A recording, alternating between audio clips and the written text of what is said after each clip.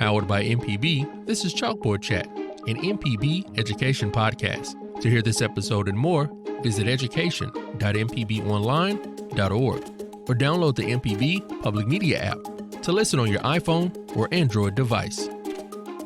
Welcome to Chalkboard Chat, where we talk about all things education in Mississippi. I am Dr. Tara Y. Wren, and today I have with me two special guests from the Mississippi Department of Education who will share with us about an innovative program that helped propel middle and high school students towards a career and/or college degree or credits. Our topic today is early college high schools, which are small schools that are usually located on a community college campus. It is a 4-year program designed to provide students with a non-traditional high school experience. When they graduate, they can receive both a high school diploma and either a career tech certificate or an associate's degree. They can earn credits toward a bachelor's degree also. My guests today are Miss Wendy Clemons, Associate Superintendent of Secondary Education, Career and Technical Education and Professional Development. Also, we have Dr. Lea Johnson, Bureau Director for the Office of Professional Development and Innovative Programs. If their job titles are any indication of their workload, and I'm sure they are, I am quite appreciative for both of you taking time out of your very busy schedules to come and talk to us today about Mississippi's early college high schools. So welcome to Chalkboard Chat. Thank you, Tara.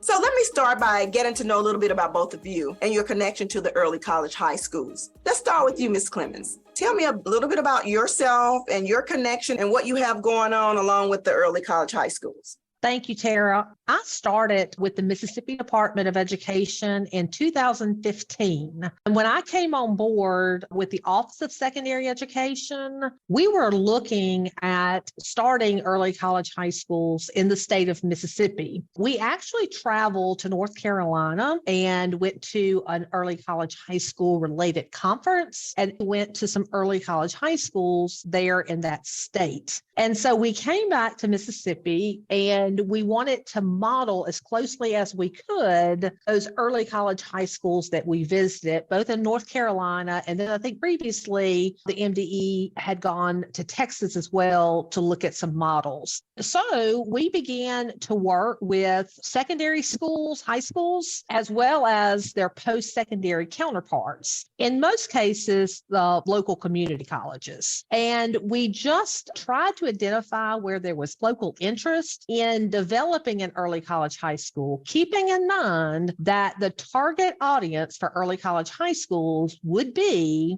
first-generation college students, students who maybe come from backgrounds of poverty, and minority students. We wanted to target that population of students who we typically find struggle more at either finding post-secondary placement in a career or post-secondary placement in a college setting. And so the very first group of secondary schools that we identified with an interest was the Golden Triangle area around Starkville. And there were 5 districts that showed interest in what we would call a regional early college high school. The districts were Columbus School District, Starkville School District, Lowndes County School District, West Point School District, and Noxubee School District. Those were the 5. And so we worked tirelessly with those communities and those schools, as well as East Mississippi Community College, who was our post-secondary institution that showed interest in this model as well. And so born in about 2016-17 was our very first year for early college high schools there at the Golden Triangle Early College High School. And that's where they get their name, GTEX, because that's the acronym for their title. And they continue to exist. They're our longest standing early college high school, and they are our only regional early college high school. And what I mean by regional is that they accept students from various school districts to come to their early college high school. And so that's kind of how the model was born. That is a great overview. Such a great program. I'm so glad that you were on that team to bring that to Mississippi and go get that intelligence from our neighbors, our other states. Dr. Johnson, what's your responsibilities with the early college high schools? Thank you again, Tara, for having us on the program. Really looking forward to this. At my level as the Bureau Director, I came on in 2019 and took on not only professional development, but what we call the innovative programs. And early college high schools are one of the innovative programs that we have here at the MDE. So currently we have 10 districts of innovation, 5 early college high schools, 11 middle college high schools, and 3 schools of innovation. And we're very proud of all of our schools, but especially those early college high schools. What we're seeing so far in the data, and some of them are not there yet in terms of giving us graduation information, because it takes 4 years to get there, because you got to grow the kids all the way through. But the ones that are at that point, over half their students are coming out with both a regular degree and an associate's degree or certification. So I'm very pleased with these students and their work. Absolutely. 5 early college high schools in Mississippi. Yes. Where are they located? The most northern one is GTEX, which is the Golden Triangle. Then we have River City, which is at the Vicksburg area in the Vicksburg School District. At Natchez, we have Natchez with Copiah Lincoln is their school that they work with. Here in Jackson, we have Tougaloo, Jackson Public Schools in Tougaloo. And our 5th one is Greenville Early College High School. And they are one of the few that are actually working with a 4-year college instead of a community college. And who's Greenville with? With Valley. And Tougaloo is with JPS. Yes.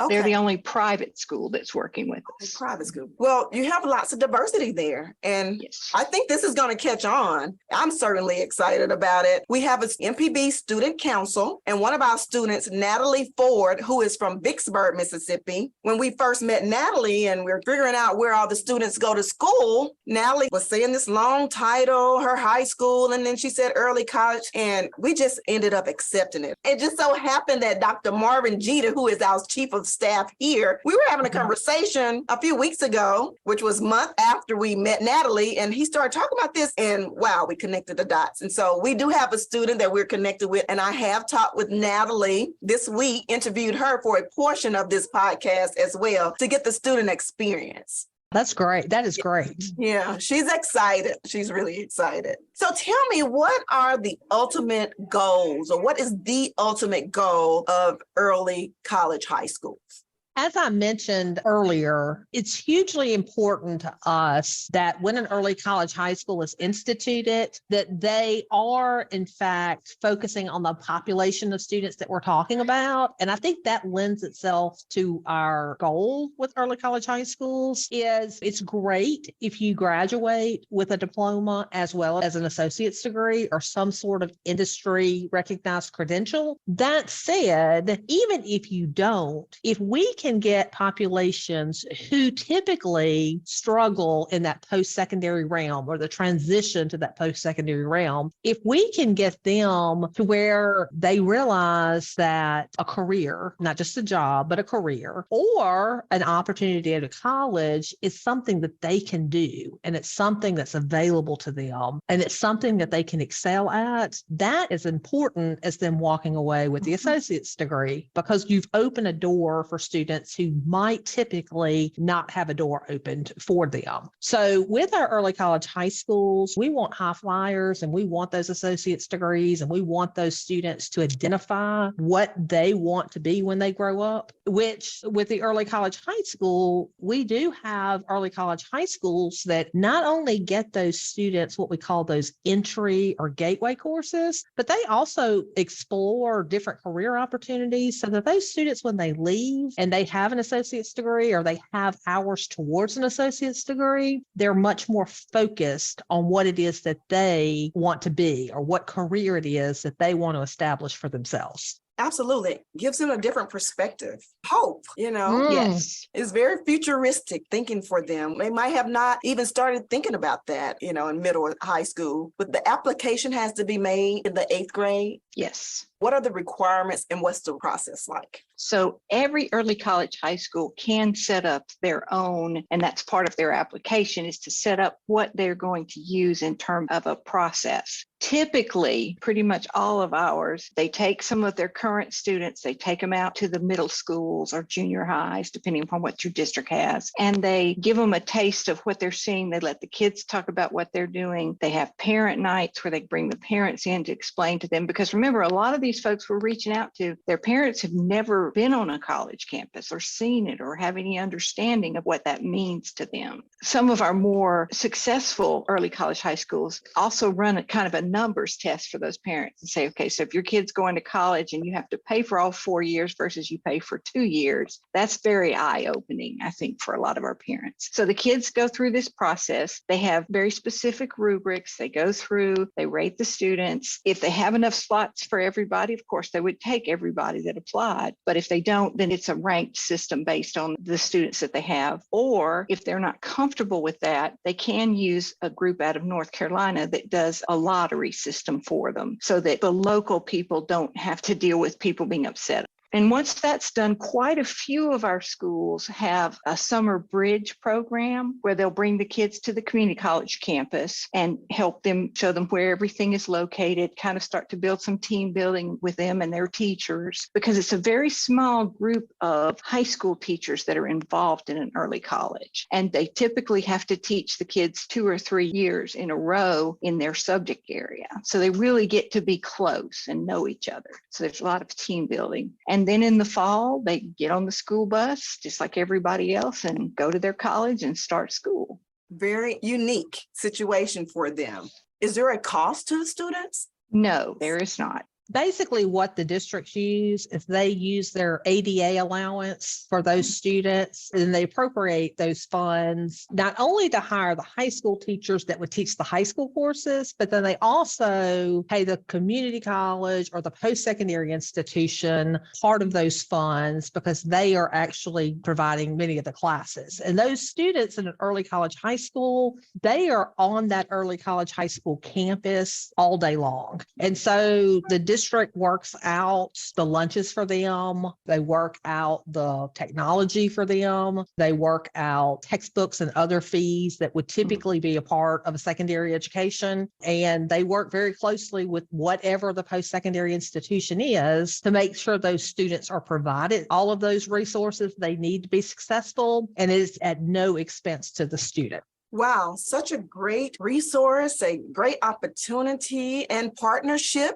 between all the entities who are involved in making this successful for the students. And a child can walk away from high school with an associate degree at no cost. Pretty awesome. So do students get to participate in athletics or other extracurricular activities at their home school? It truly depends on the early college and how they're set up in their own charter, memo, whatever they have. But typically, yes, if the kids want to go back, they'll make that work for them. What we've seen in the years that we've had them is a lot of students may want to go back their 9th and 10th grade year, but usually by the time they're hitting that 11th and 12th grade year, they're so much more focused on the college side. Is there a cap for the number of students? Is that based on each one of these college campuses, how many students they allow in the program? Yes. Just want to make sure their classes are all in person and not online. They may have some online components, but the beauty of the early college high school and behind the model is that we get this population of students on campus in these classrooms with their cohort, and that they understand this is college life and I can access this and I can be successful. So there may be some online classes, but in 2023, you very seldom get a college degree and not take an online course. It wasn't like it was with me back in the dark ages when everything was face to face, Or me. Absolutely. So again, they get a mix of that because we want to give them an authentic experience. If in fact they decide after that associate's degree or hours earned toward an associate's degree that they want to continue their education, that they're equipped to do that. Right. Sets them up real good. Right, exactly. So concerning the social interactions, you're taking 19, 11, 12th graders out of their high school setting and putting them on a college campus. How does that impact their social and learning environments, having those younger students on campus? Do they interact with any college students? How does that all work? Do you train them at all? Their first year, which would be their ninth grade year or their freshman year, those students are probably taking more high school courses with their high school teachers, and they may get an orientation class or some sort of entry level class at the community college level. As they move into their sophomore year, it shifts a little bit. They take a few more college level classes, but they still have some high school credits that they have to earn. By the time that they get to their junior year, that's when you start seeing the real shift, possibly to the point that the student may have more post-secondary courses than they have secondary classes. So by that time, as a junior, they have matured a lot. They've been in the program long enough to know I've made a commitment to this program. This program serves me well. I'm happy here. And then, like I mentioned before, those students may not be completely cohorted together starting their junior year. They may have different interests, particularly if they're going for some sort of post-secondary industry certification. But to the best of their ability, they are cohorted so that they have their colleagues to help them and assist them. Also, a lot of our, particularly community colleges, on Fridays, they either have shortened days or they don't have classes on those days. And what we ask an early college high school to do when they apply is we ask that they hire a transition coordinator, and that person works with students to help them transition from their high school class to their post-secondary courses, helps them identify what it is that they maybe want to specialize in, and helps them navigate this very different system. And that is non-negotiable. It's important that they have that person to help those young folks navigate what they're getting into at a pretty early age. So I think with all of those wraparound services and support, students can be successful.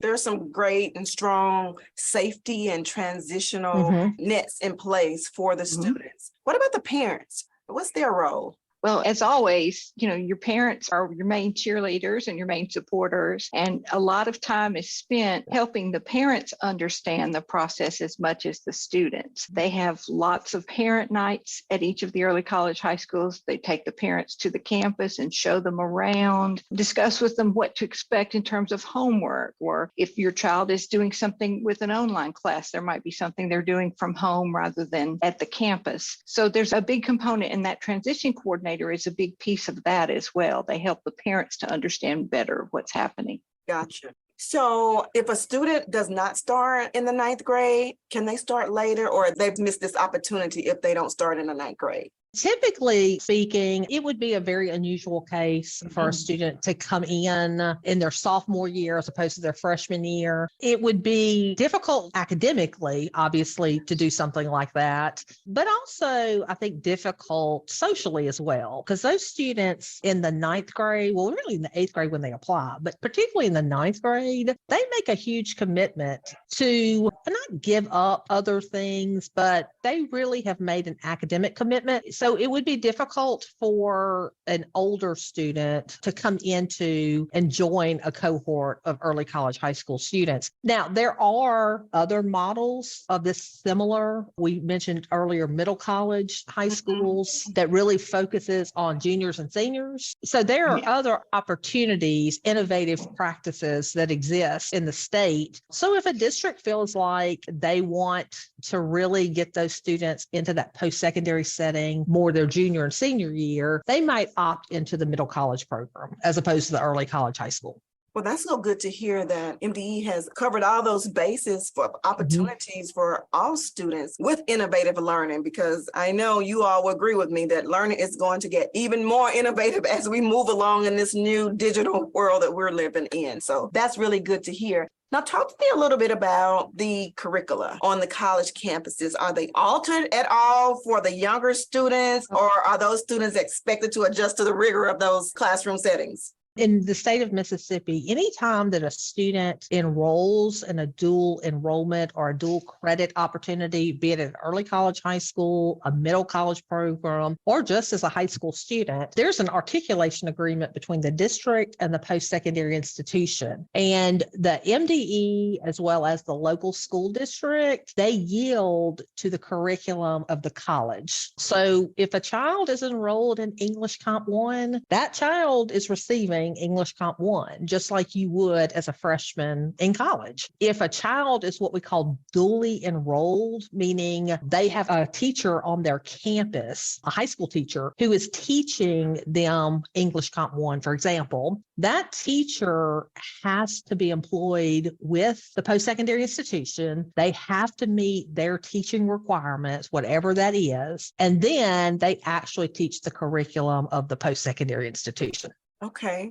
This is where I'm seeking the difference between dual enrollment as well as early college, high school in terms of receiving that associate degree. Because I know that there are some students who take dual enrollment classes and they're also able to receive a degree as well. Is that correct? Yes, ma'am. If they get typically an associate's degree is 30 hours. So if they enroll, if they're able to work their schedule at their regular high school and able to accrue the required courses for the associate's degree, we have some students that actually will walk across the campus at their local community college where they've earned the associate's degree. And then later they will walk across the stage to get their high school diploma. And the reason it's in that order is because our post-secondary institutions tend to graduate a little bit earlier than our secondary institutions. Very unique situation. I think the key here is that the early college students get that full immersion to the community college, into feeling like they're one of those students, where a lot of the middle college students, it may be a class at the high school, or they might have one or two on campus. Right. And getting that full experience after graduation, they're much more encouraged, and they want to go further, they will, or have that much more encouragement. So I love that. So when they graduate from the early college, high school, and they go across the stage, they get their high school diploma and or a certificate or credits. Is it the student who determines whether they want an associate's degree or a certification? It's the student. I mean, it's completely up to them. It's our job to expose them to the opportunities, and then it's their opportunity to then make a choice for themselves. And, you know, sometimes in the secondary realm, it's as important to figure out what you don't want to be when you grow up as it is to figure out what you want to be. So some of them will graduate with an associate's degree, and they're still trying to decide exactly what it is that they want to do career-wise, but they have those credits toward whatever they choose.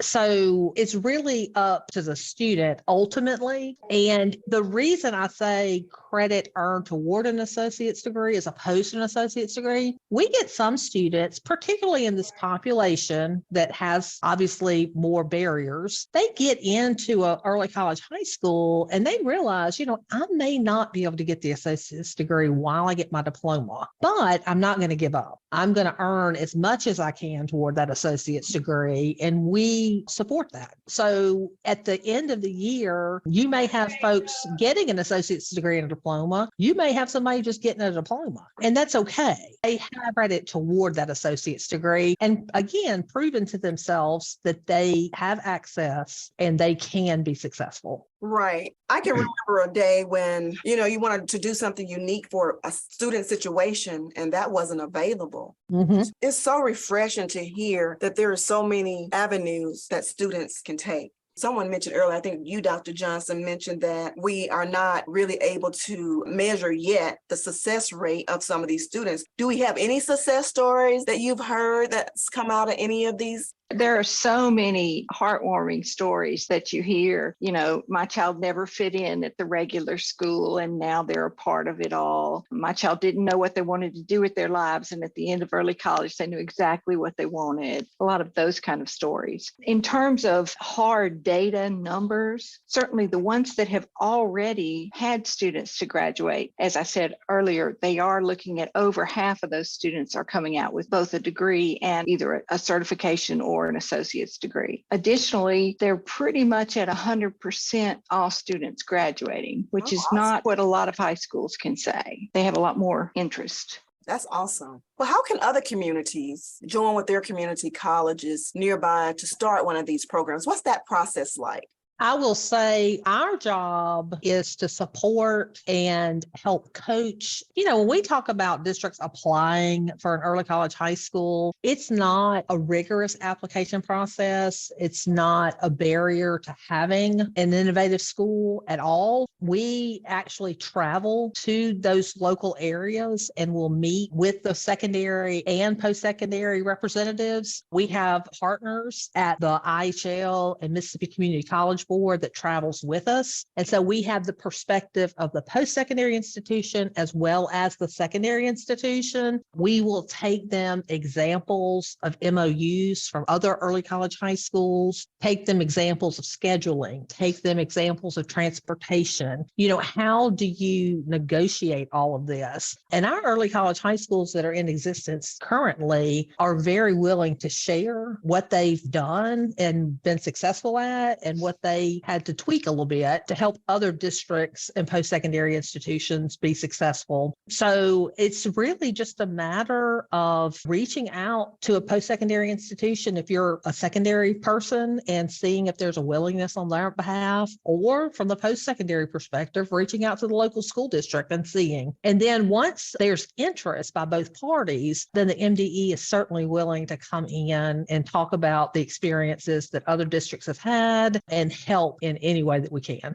And one understanding that all of the schools that become early college high schools have is that they're going to be available for people to come and see it in action. And we always want to take any district that's interested with a wide variety of people from their district, not just the superintendent or a principal, but some counselors, some teachers, to see it in action.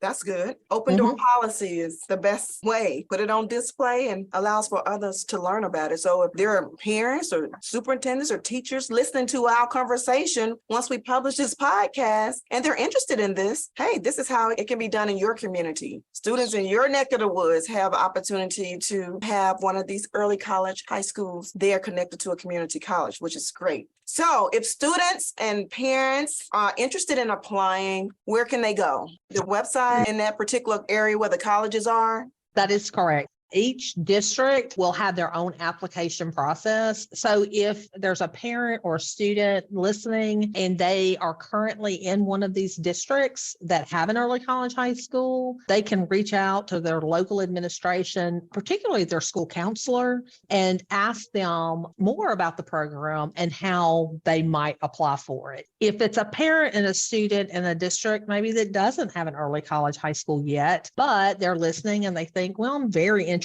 in that. It's something that I would talk with my administration at my local school about, because like I said, it's not as difficult as you might think to start an early college high school, particularly if it's a district early college high school. There are a little more logistics when you get into a regional model, but there's certainly opportunities. And if parents or students want to reach out to us and just express that interest, we'll be happy to be that go-between or be that communicator, because we believe in the early college high school. So is there any opportunity to go out of district?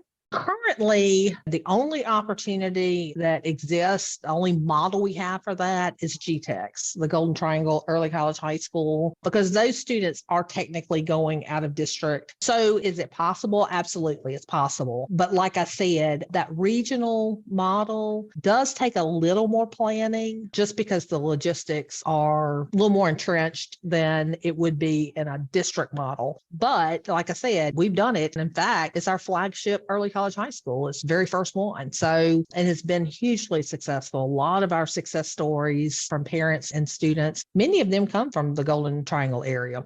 Okay. Well, is there anything that I didn't ask? Because that's the end of my list of questions that I have. What did I leave out? What did I miss that might be important for someone to know about Mississippi's early college high schools?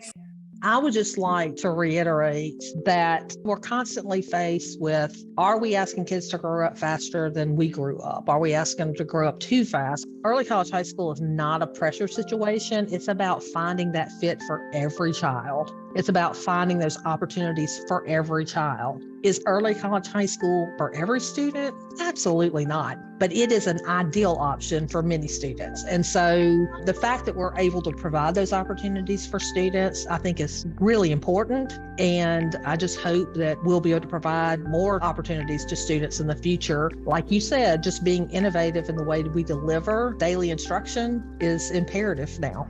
This has been a great conversation with you. Thank you, Ms. Wendy Clemons and Dr. Lea Johnson, for providing details and insight about this dynamic program. We hope that students will take advantage of it when it relates to them and what it has to offer toward their future.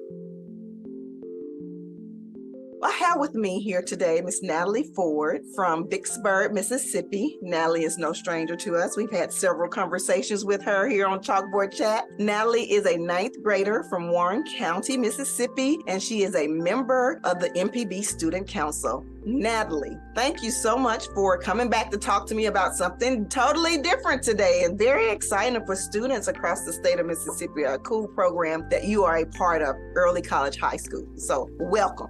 Thank you. I am from River City Early College, which is based on the Hines campus in Warren County. My program is called River City Early College, but my home school is Warren Central. There's 2 home schools that are in River City Early College. You have the Vicksburg High School and Warren Central High School. So I think it creates a pretty unique environment, and I'm glad that we get that experience. We get to mix with both schools, and there's a little bit competitive rivalry in there. So I'm glad to be here to talk about it. So let's start right at the top. What made you interested in early college high school?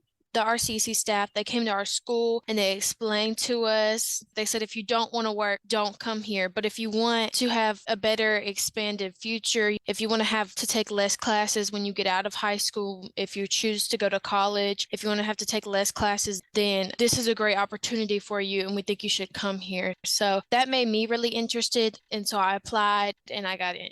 Wow. Tell me about the application process. So in order to get into River City Early College, first, you obviously have to apply. It's a simple application, and then they have some more personal type questions like, what's the career you want to go into? How do you think you would feel if your friends got in and you didn't get in? Or if you got in and none of your friends got in, how would you feel? And so from that point onwards, you either get an interview time where you come to River City Early College or you don't get anything. And so that's the first step. And then you have the interview. They'll ask you some questions there just to kind of understand you. And then about a month later, you'll get a letter in the mail telling you whether you've been accepted or not. Was the interview hard? It was kind of hard if you weren't prepared. If you weren't thinking about it beforehand, I think some of the questions will catch you off guard. So did you interview with one person or a group of people? This year, there was 2 teachers in a room. Some of the 9th and 10th graders were picked. Like one of my friends was picked to go sit in an interview. I don't know if it was there last year, but I know for a fact this year, sometimes it's 2 teachers plus a student. Okay. So how did you feel when you got the letter in the mail? Well, my mom posted a video of it on Facebook because I recorded it because she wasn't picking up the phone. And I looked so dumb because the letter was green and I thought green meant yes. And I started getting nervous because, it doesn't just come out and like say it right at the top. It's at the very bottom. It's like as I was reading, I got scared because they weren't telling me that I was accepted. At the very bottom, it said I was accepted. So I was really excited. It was just really fun. It made me feel kind of special, that I got accepted. Absolutely, it should. So congratulations on the back end here. Are any of your friends going as well? Most of the people that I talk to on a regular basis, they applied and they got in as well. So tell me, what's a day in the life of a student at early college high school? So for your 9th grade and your 10th grade year, you take high school classes, and on a specific day of the week, you go up and take a college class. So my day of the week is Monday, and so I'll go up and take my sociology class on Monday. But for juniors and seniors, it's all college classes all the time, all day. So for them, it's very different. In between college classes, we have this area called the Village, where that's kind of their classroom area. It's separate from where the 9th and 10th graders are. And they go sit and they work. And there's like 2 teachers up there who help them out. And then they're just taking all of their college classes. So are you in the school with the rest of the 9th graders in Warren County, Mississippi, or are you in a different location? The location is completely different. Okay. Like I said, we have Vicksburg High School kids and we have Warren Central High School kids. Mm-hmm. So we're across the road from Warren Central, but we're on the Hines Community College campus. Okay. So it's kind of like you're a high school college student at the same time. That's kind of what it is, right? Yes. Okay. Okay. So what difference have you experienced in high school, early college than you would just being in your regular school at Warren Central High School? I think the big difference that I see is the teachers are so supportive at RCEC because they know what they're going to face when they sign up to be a teacher there. They know that they're dealing with high school kids who are trying to deal with college at the same time. So I feel like the teachers at RCEC, they're a lot kinder than the normal high school teachers that I've met. They just care more about the students and about how they're doing because they understand the struggle that they're going through. It's more fresh in their memory than the high school struggle that they went through when they're thinking about college struggles. So you're saying perhaps that maybe those teachers have a little empathy and understanding that you are in a different phase as a high school student at your age and the transition. So they're a little bit more empathetic to that. They're empathetic, but they're also very strict and they prepare you for the college. They're not lenient on you. If you don't turn it in on time, that's a 0 and that's the best they can do because that's how college is going to give it to you. So they really prepare you in that way. That's a good thing. Well, what have you found to be most rewarding and most challenging? I think it's really rewarding to see seniors getting close to their graduation and like they celebrate them. I think that's what rewards me personally because I see that in the end, all the hard work that I'm putting in, it's going to get to a point where I'm going to get a reward out of it. You know, I'm going to get that associate's degree when I graduate. So I think for me personally, it's rewarding to see all the seniors walking around or the juniors when they come up to our area instead of the village. I think it's really nice to see them. It motivates me to get there. But challenging, college is definitely challenging. The only issue that I really have with it is it's very strict on the deadlines. There is that rigor there and strictness, even though they are nicer to you, but there's still that rigor and strictness behind their expectations of you. So when you graduate in a year or a couple of years from now, you'll have a degree or a couple of degrees or some sort of certification. So all our CEC students are going for an associate's degree of general studies. That's what we're all going towards. But our student counselor, she says that if you're not lenient this way or the other, like if you don't care if you get an associate's degree, then it might be better to just get the credits that will benefit your degree in specific that they have available at our campus. So the associate's degree is kind of the general thing that gets people excited to come to RCEC, but at the same time, that's not exactly what you have to go for. Okay. What are you going for? I think it would be nice to have an associate's degree, but I also think it would be nice to, look at my specific degree and see what lines up the most. I haven't really decided yet. That's more of a sophomore going into your junior year thing. That's when you take the most college classes is your junior year. So what are your plans when you graduate then? I know I want to go to Delta State. I know I want to be a pilot and I need a bachelor's degree, and they have really good flight programs over at Delta State. And so I've been looking into it to see what's there. So I think that's where I'm going towards, or I could get a bachelor's degree in pretty much anything. I don't think I have to get it one specific way because I'm going to the Air Force after that. Okay. I love those dreams. Those are good, healthy goals, a pilot. I don't hear that a lot, but that's quite interesting. So I'm going to be following you. Maybe I'll see you take off one day. I'm trying to get there. You will, Natalie. So what would your plans look like, or would they be different if you weren't going to early college high school? I think if I wasn't going to River City Early College, I don't think I would be as prepared for it. So I would be very reserved in my choices. I think a lot of people think these big colleges, they have really hard programs, or they think colleges that are really far away from home. But being home and taking college classes and, still kind of feeling like I need to lean on my parents a little bit for a little help or a little motivation. I wanted to go to Purdue because Purdue, it just looked pretty and it looked nice. And I was like, wow, I want to go so far away from home. But now I'm like, I want to stay right here. Well, we hope you stay here after you finish your degree and find a career here that you love and immerse yourself into Mississippi and keep all that talent here. We like when that happens. So the last question that I have for you, Natalie, is what would you tell another student if they are considering applying to early college high school? I always start off with explaining that your athletics or your sports are not harmed by going to River City Early College. That's one of the biggest misconceptions you hear. People will tell other kids like, oh, well, you can't play football if you go to River City. That's not true. We have multiple football players at our school. You can do both. So those students who are athletes, they can go back and play on the team at Warren Central High School. They don't miss a beat there. Right. Okay. Well, that is good. That's a plus. The last question I'll ask, do you find it to be more time consuming to be going to college and high school at the same time? Does it take up more of your time in the evening, more weekend work?